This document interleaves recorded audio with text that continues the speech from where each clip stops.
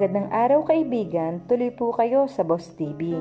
At bago po tayo magpatuloy, pakilike po ng ating video at pakiclick na din po ng subscribe button at ganoon na din po ang bell icon para po sa parating pa nating mga upload. Gusto ko nang magkaanak.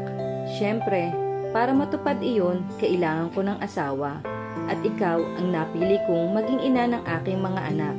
Atin pong tunghayan ang isa pang maikling kwento na pinamagatang Aking Ka Na Lang. Hindi ko ma-imagine si Sir Carlo naguhugas ng pinggan o waiter sa club na iyon na ibulalas ni Kyle ang dismaya.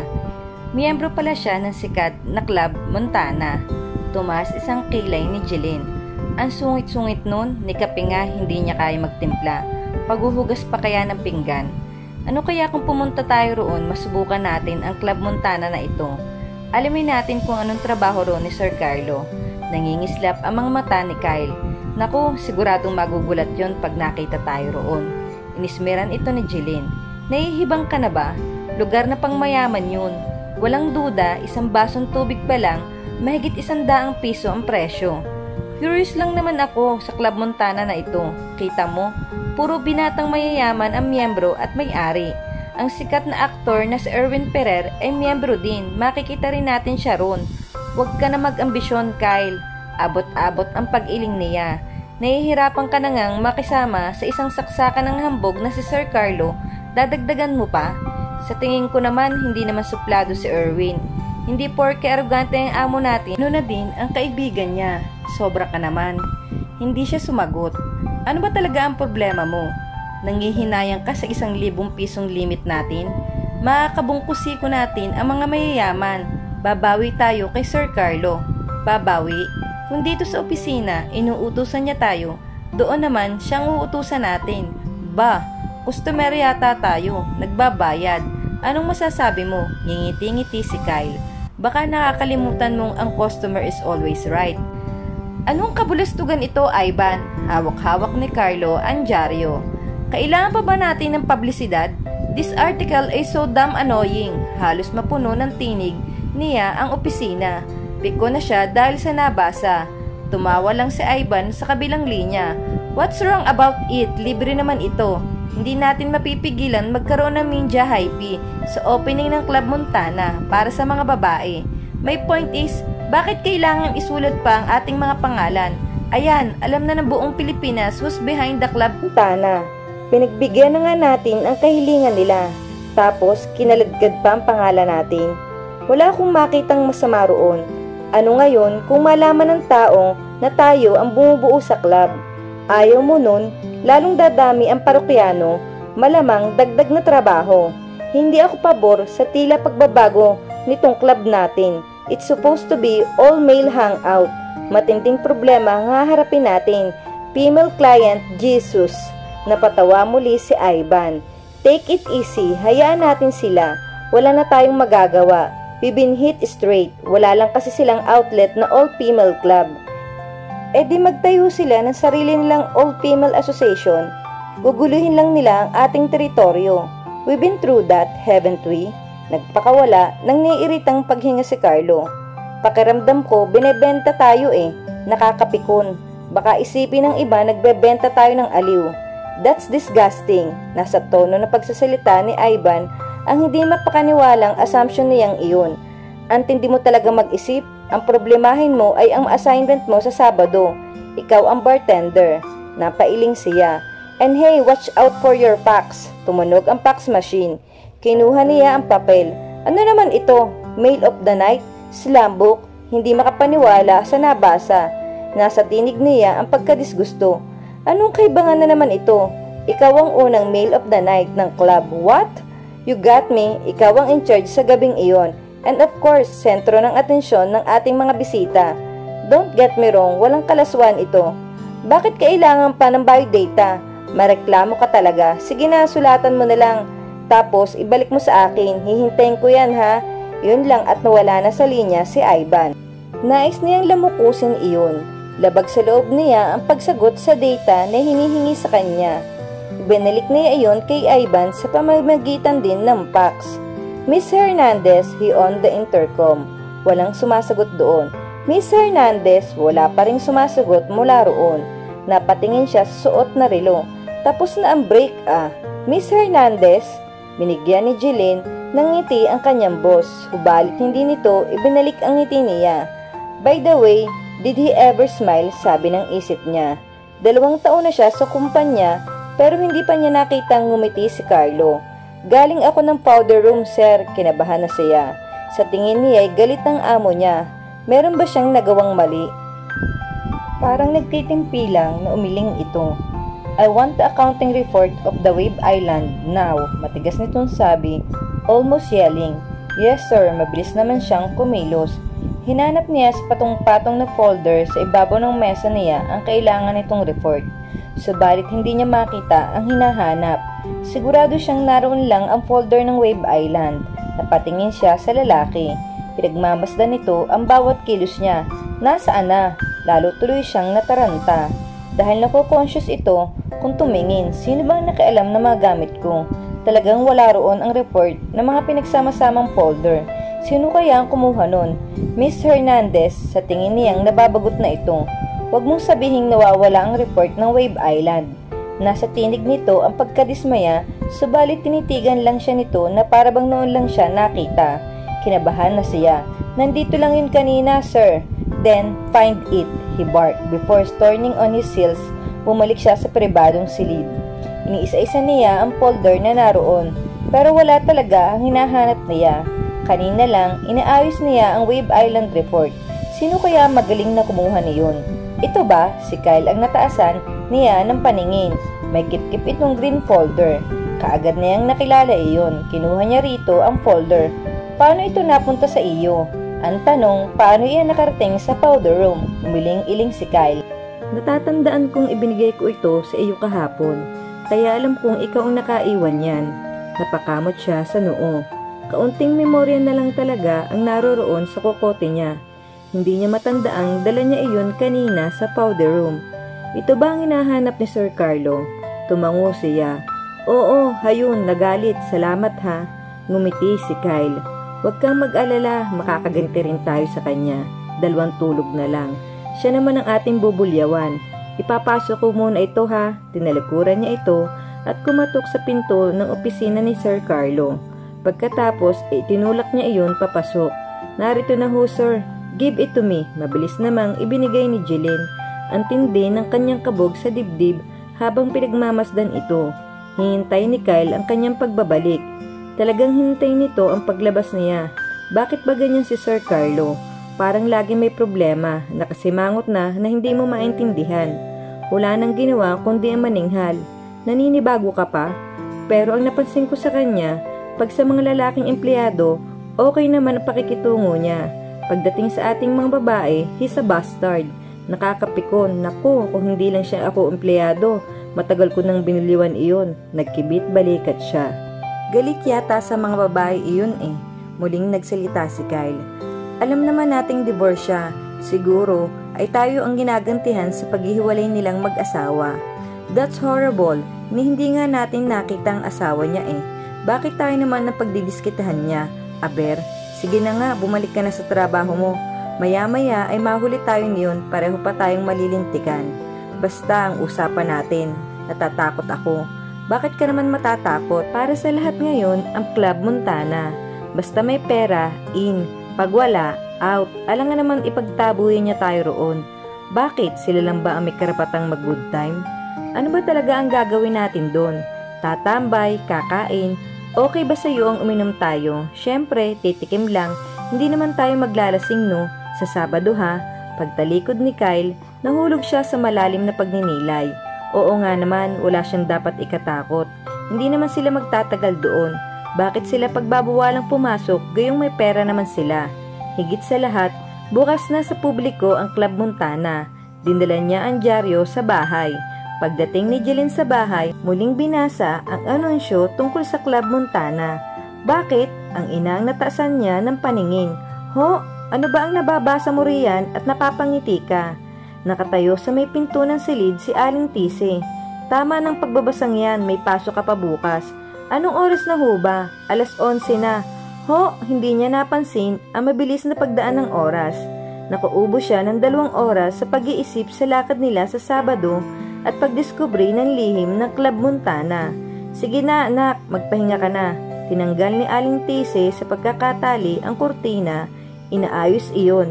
Papatayin ko ng ilaw rito sa labas. Sige ho, Nay, pero hindi muna niya tinupi ang dyaryo. Wala nang atrasan. Lulusob sila ni Kyle sa Club Montana sa darating na Sabado. Wala siyang makitang masama kung makikihalubilo man siya sa mayayaman. Mas mainam siguro kung may makakadaw umampalad siya bukod sa kanilang aruganteng boss. Subalit, ano kaya magiging reaksyon ng lalaki sa oras na makita sila roon ni Kyle? Baka isipin nitong nagsasayang lamang sila ng kanilang pera. Baka isipin pa nitong social climber sila, nangangahas-ngahas na makabingwit na mayayamang mapapangasawa.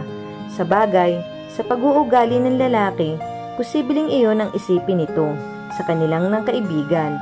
Ang mahalaga, malinis ang konsensya nila.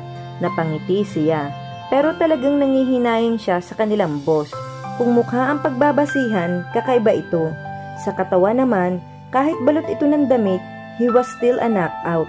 Ang problema lang, masyadong mainitin ang ulo nito. Iyon talaga ang nakakapikon sa amo nila. Iba ito kung makatingin. Ito na yata ang pinaka-aruganteng nakilala niya. Club Montana? Naroon ang pagtataka sa tinig ng taxi driver. Doon ba ang destinasyon nyo? Tila nais nitong makasiguro kung tama ang narinig. Sa San Juan ho iyon, sabi ni Kyle sa driver. Pero di namin alam ang exact location. Baybayin na lang ho natin. Inatake si Jeline ng nervyos. Naglula na sila ni Kyle sa taxi. Pakiramdam niya, giyera ang pupuntahan nila. Panlimang biyahe na kayong ihahatid ko roon ngayon. Ano ba ang meron sa club na iyon at halos doon pumupunta ang mga tao? Nanlaki ang mga mata ni Kyle. Panlimang trip na po kami. Hindi naman talaga club iyon. Hangout iyon parang cafeteria at restaurant lang. Kagagaling ko lang nga doon. Yung parking area nila, punong-puno na ng magagarang kotse. Maraming pumapasok, pero wala pa akong nakikitang lumalabas.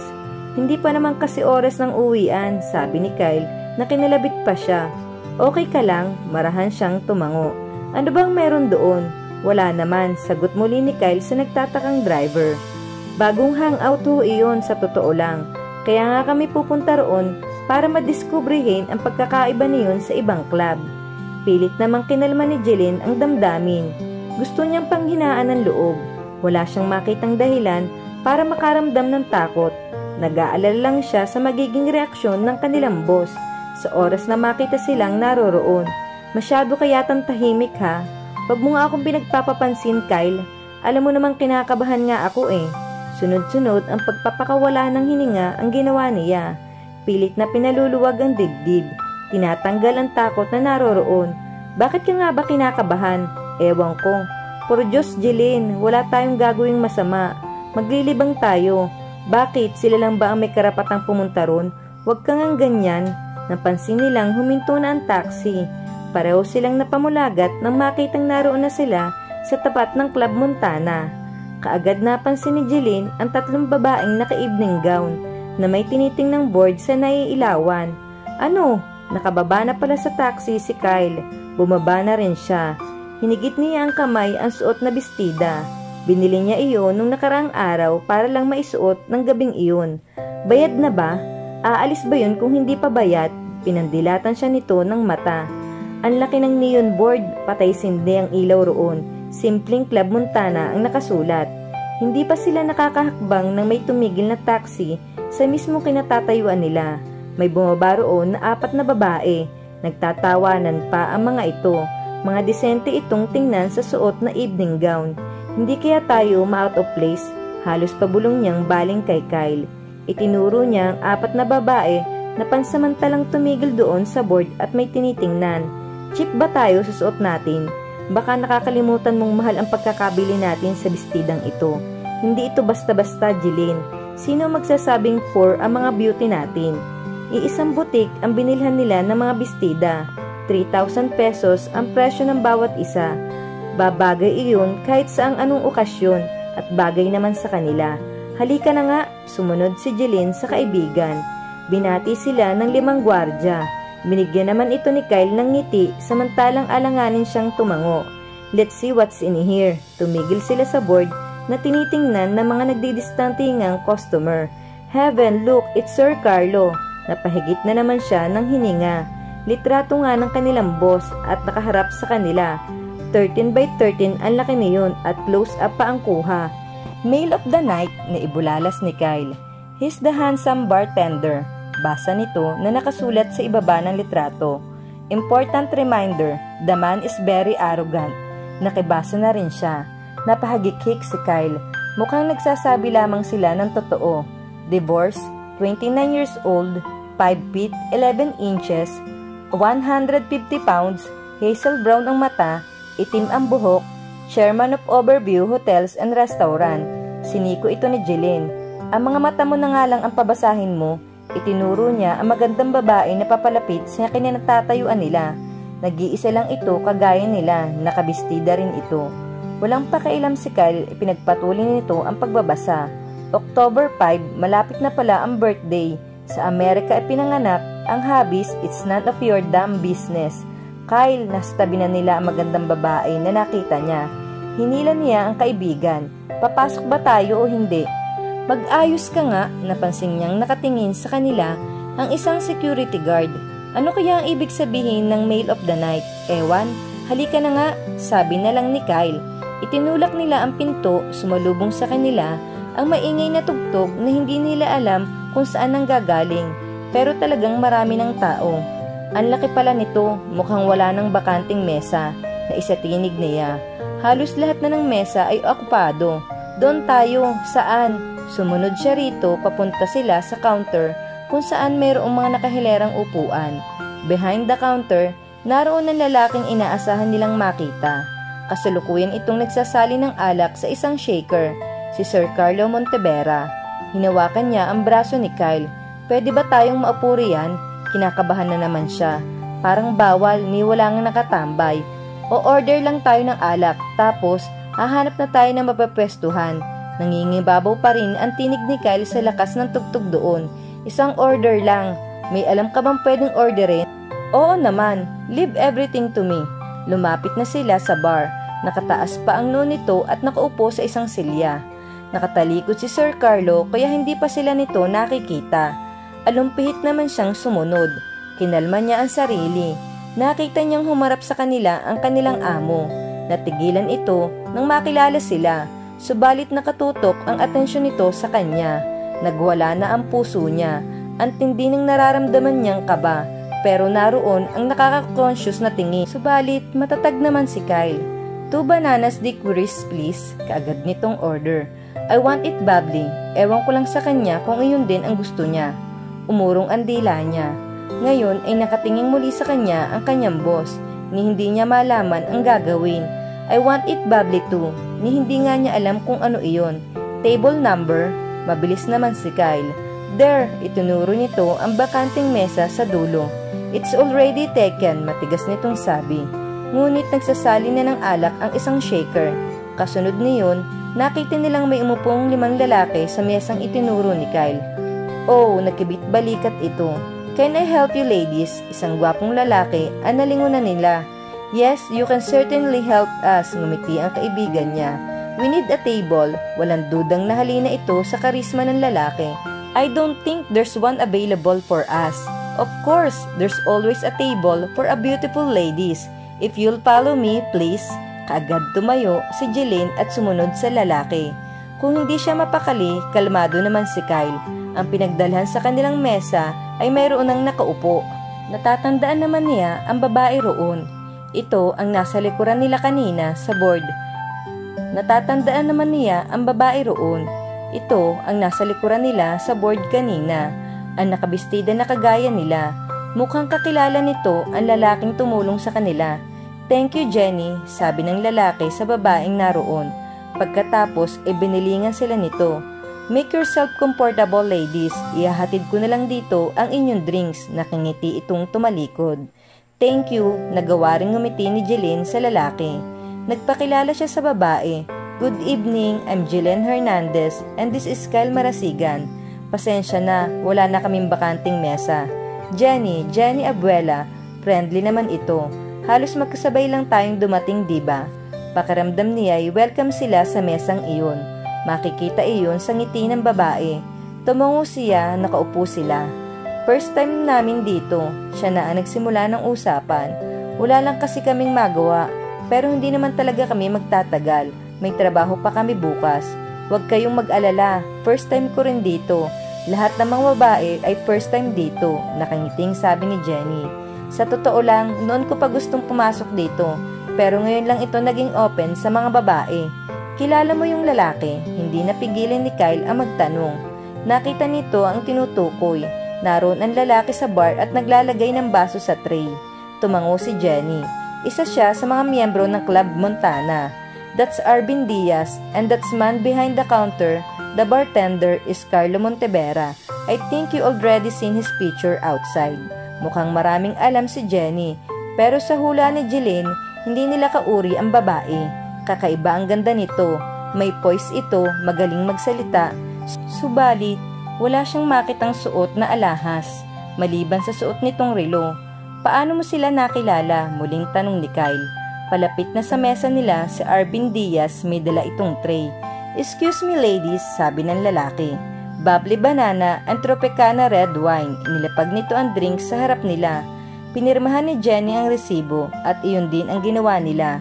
Subalit talagang nagulat siya nang makita ang presyo ng isang order ng alak. Kulang pang isang araw niyang sahod. Nakangiting tumalikod ang gwapong waiter. Isa sa mga miyembro nitong Club Montana ay kapatid ko, si Felix. Pero naroon siya ngayon sa kusina. Sa pagkakaalam ko, nagluluto. Ngumiti ito. Alam niyo sa bahay, hindi mo yun mapapapunta sa kusina. Talaga, napamulagat si Kyle. Yung lalaking nasa cashier ay si Erwin Ferrer. Siguradong nakapanood na kayo ng mga pelikula niya. Kilalang modelo at aktor. Sa totoo lang, ayaw ni Felix na pumunta ako rito. Bakit? Ayaw niyang makita ko siyang nagtatrabaho rito. Nandito ba silang mga miyembro gabi-gabi? Nagtanong na rin siya. May mga trabaho sa araw ang mga miyembro ng Club Montana o may schedule sila? Sa pagkakaalam ko, mayroon silang schedule. Twice a week kung pumunta rito si Felix. Ganon din siguro ang iba. Mainhin ang pag-inom ni Jenny sa baso. Halos puro babae ang customer na isatinig niya, lalo na nang matuon ang kanyang pansin sa bar. Maraming babae na nakikipag-usap kay Carlo habang abala ito sa pag-itsa ng mga bote sa hangin.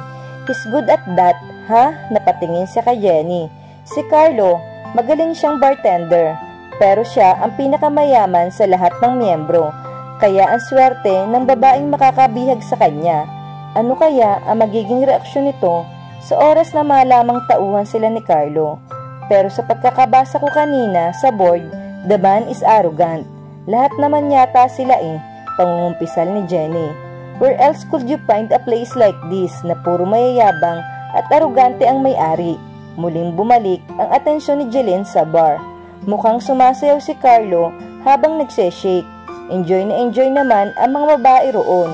Parang gusto niya nga yatang magselos, ni hindi nga siya nito mangitian sa opisina.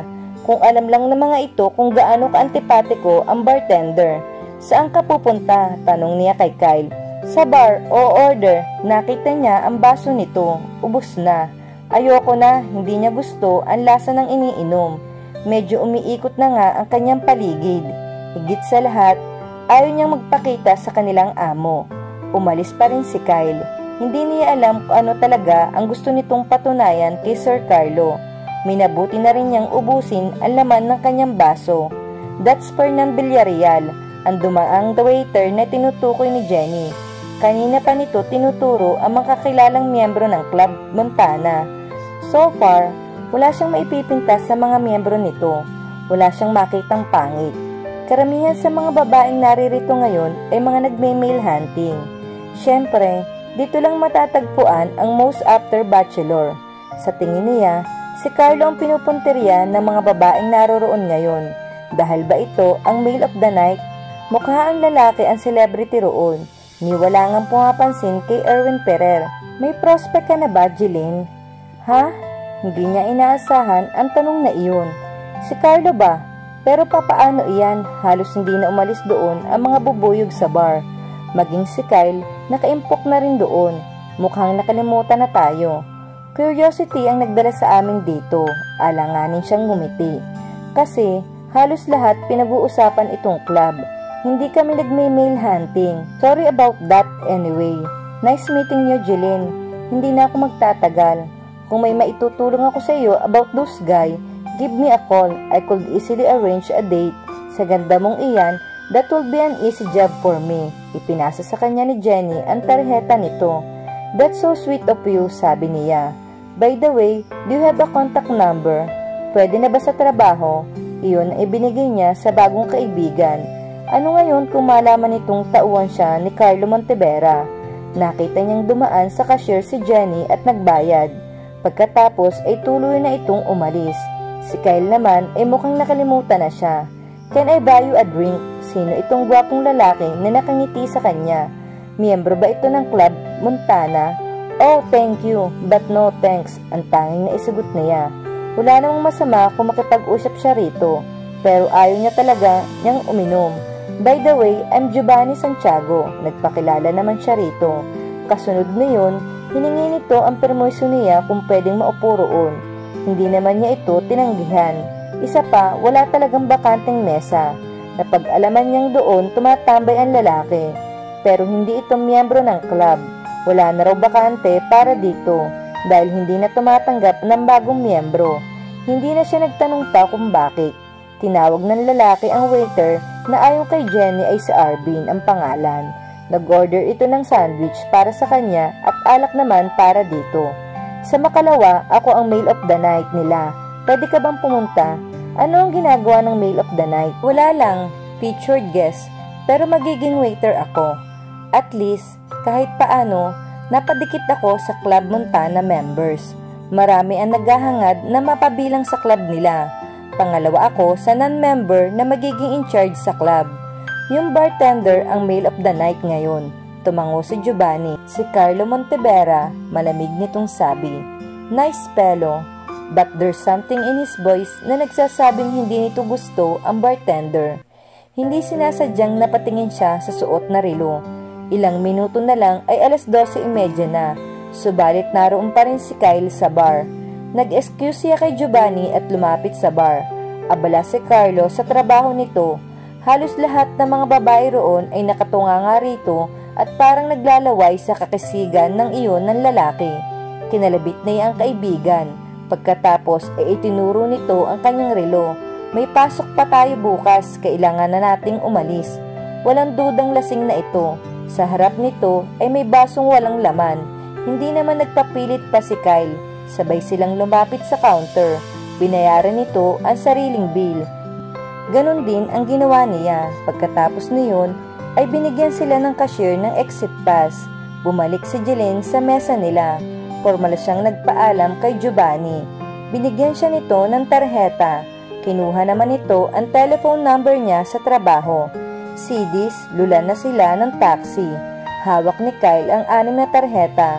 Mga nakikipagkaibigan, mga gwapo. Hinding-hindi ko sila palalagpasin. Marahan siyang tumango. Hindi naman siya nanghihinayang sa nagastos niya.